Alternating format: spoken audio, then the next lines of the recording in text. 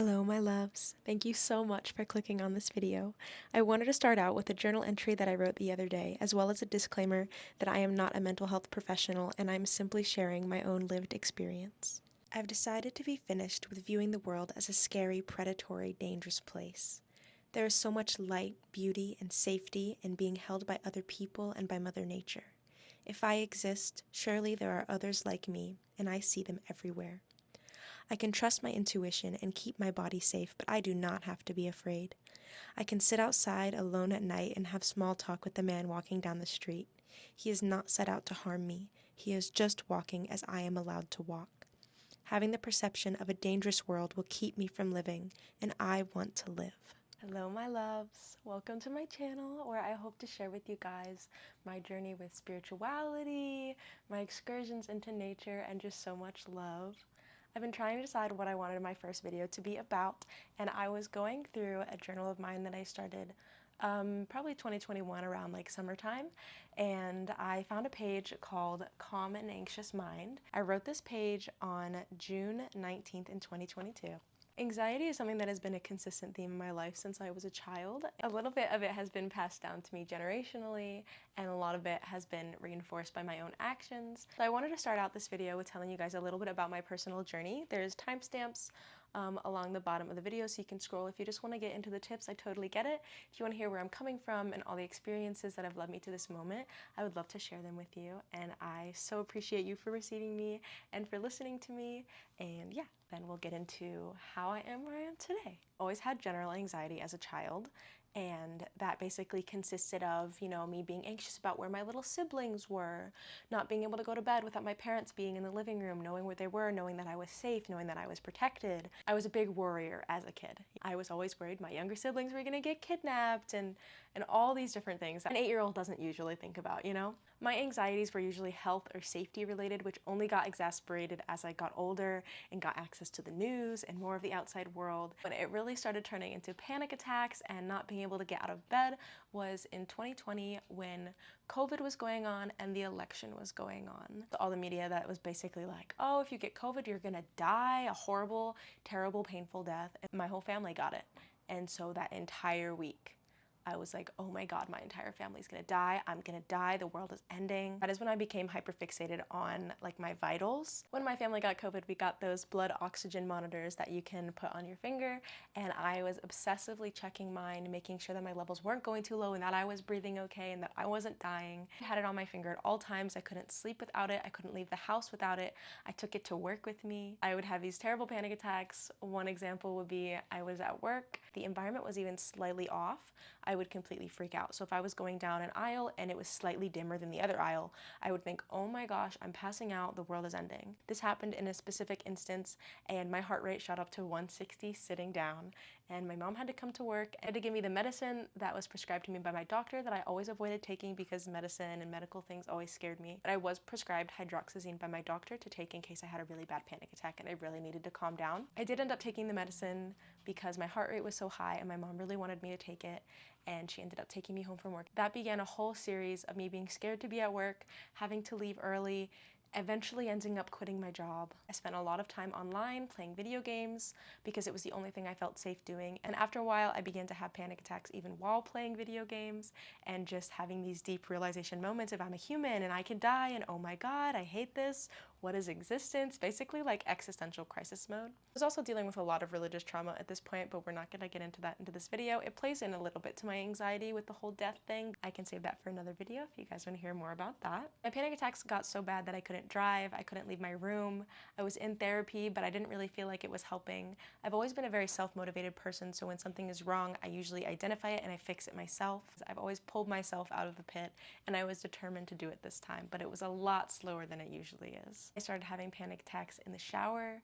I would have panic attacks while I was eating. I remember one specific time where I had just gotten out of the shower and I was trying to blow dry my hair and I was looking in the mirror and I completely freaked out, just like seeing myself as a real person. I had to turn off the lights, sit on the floor, and put in earbuds just so that I could blow dry my hair. and then get back to bed. Like, it was a struggle to go from one side of my room to the other. And that's kind of like where I come from, my background with panic attacks, how much it affected my life. The only reason I started driving again was low-key out of self-hatred because I wanted to go to the gym, and I cried and I cried and I cried, and I was so tired of being dependent on other people to take me places that I finally said, I'm taking myself, I'm gonna get there. I cried the whole way there, had a panic attack at the gym, but that was what started getting me out of the house. I'm so proud of myself for that day.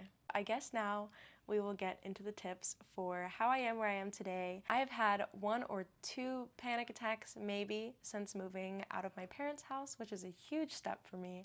I actually moved states away, which is insane considering a couple years ago I couldn't leave my mom's side. It used to be 5 panic attacks a day has turned to 1 on a very, very off day with a bunch of different things that have to go wrong. I remember seeing people say, it gets better, things get better, it'll become easier, you'll learn how to cope. And I remember not being able to see the light at the end of the tunnel. I remember thinking, I want a new brain. When is this gonna be over? I can't do this anymore. I can't live my life like this. Seeing where I came from and where I am now is the whole reason that I want to start this YouTube channel in the first place, to give people advice, to show people that there is light at the end of the tunnel, to share love and advice and compassion for you so that you can share those things with yourself and with others. Let's get into some of the things that I did to heal my anxiety. For my personal journey, I only had medication in the beginning, and I took my hydroxyzine maybe twice when I had really, really bad panic attacks, and my mom basically was like, hey, you need to take this, and I fought her on it.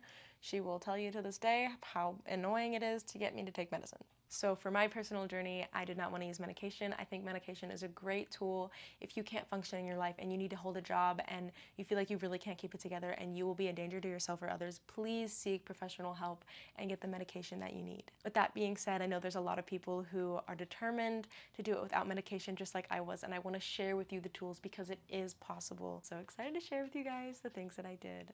My morning routine when I first started healing was getting up, putting on the clothes that I had set out the night before, and going to the gym when I woke up.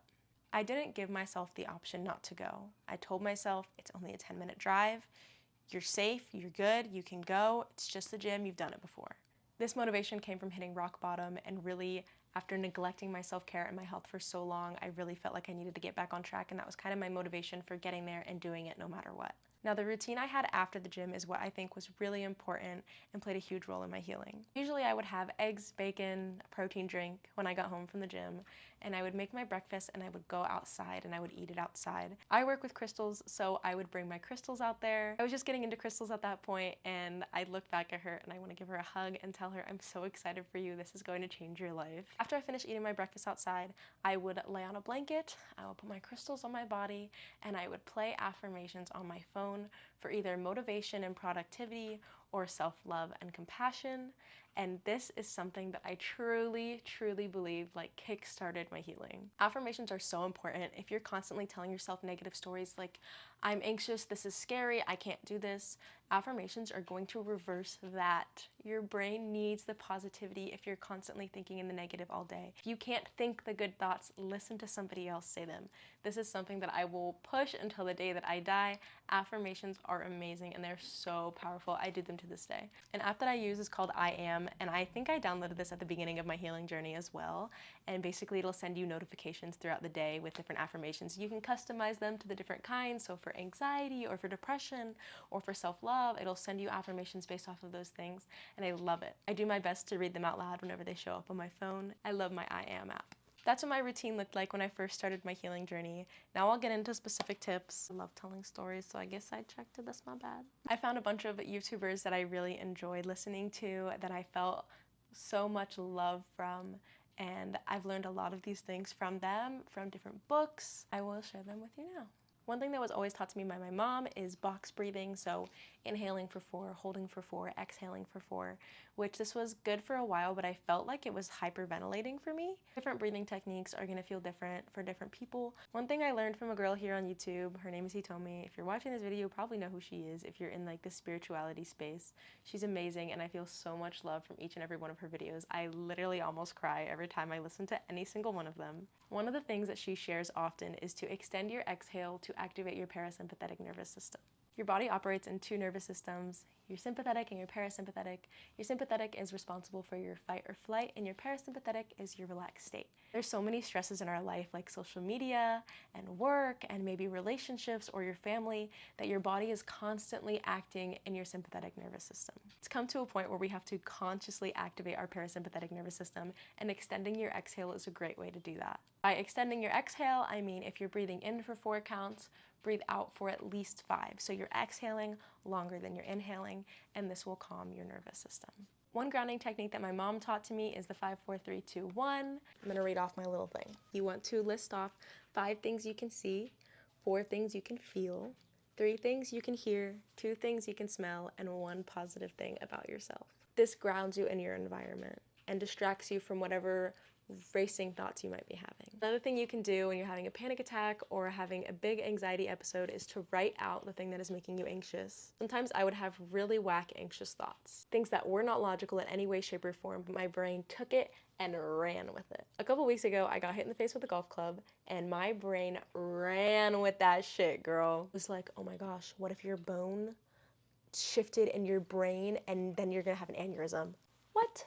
Be so for real right now. I believed it. My brain was like, yep, you're gonna have an aneurysm, and die. Who gave you the permission to think that, girl? Who? I hadn't dealt with a panic attack in so long before that moment that all my coping techniques went out the window. Now, if I were to have taken a moment to write out that anxiety and read it back to myself, I probably would have noticed how ridiculous it was. Writing out your anxieties to process them can be super helpful, especially for things like that. And another step you can take is to write a response to the original anxieties that you journaled out, as if you were giving your friend advice. Writing advice out to yourself can be super powerful and grounding. Another tip I have for managing your anxiety is to find out the things that calm you down and do them every day. Even if you feel like you're having a good anxiety day, don't skip out on your self-care practices. These things could be meditation, it could be working out, it could be yoga, it could be breath work, it could be your affirmation practice, it could be self-care, it could be cleaning your space. Any of those things that you know make you feel good, do them every day, even if you're already having a good day. And when you're having a bad day and you feel like you can't do all of them, do one. Do one of them halfway, do one of them a quarter of the way. Personally, my yoga and meditation practice has been super, super helpful. Yoga combines moving your body with your breath and connecting the two, and it's incredibly grounding and so calming for your nervous system to do those things together. If you've never tried yoga, there's a bunch of YouTube videos out there, or check out a local studio in your area. Most of the time, the people at yoga studios are freaking awesome. Another thing that I did to help my anxiety was to limit my screen time, especially on medias that I felt like were triggering my anxiety. True crime is super, super interesting, but it always spikes my anxiety. So limit your screen time, limit the things that you know are gonna give you anxiety. Give yourself what you need, but make sure to also not give yourself the things that you know are gonna negatively affect you. One thing that has helped me with my driving anxiety is curating a playlist full of affirmations and feel-good music. I cannot tell you how important this has been for me being able to get through road trips or roads that I'm anxious on, like highways or going over bridges. I have a playlist on Spotify that I'll link below, but one of my favorite artists is Shannon Blake. She has a lot of awesome songs that are filled with affirmations. For example, some of the words at the beginning of one of her songs goes, "Sometimes I have to pick me up off the floor, remind myself that I am really worth it all and it's okay to fall." Hello? Yes. Her music has played a huge role in my healing. Another thing you can do to help heal your anxiety is to feed yourself nourishing meals. Your mental health is directly correlated with your physical health, and if you're not giving your body nourishing meals, you're not nourishing your brain. When you don't eat enough, you can tend to get brain fog and be shaky and feel kind of out of sorts. All these things can trigger anxiety, so it's a good idea to give yourself something nourishing, especially if you're starting to feel bad. Make sure you're surrounding yourself with people who make you feel safe, loved, held, and understood, people who aren't going to put you down for feeling the way that you do. I kind of distanced myself from a lot of my friends when I was experiencing anxiety because I didn't feel fun. Time alone can be really important if you feel like the people in your life might not completely understand you. Another thing you can do to help manage your anxiety, take a nap or a shower.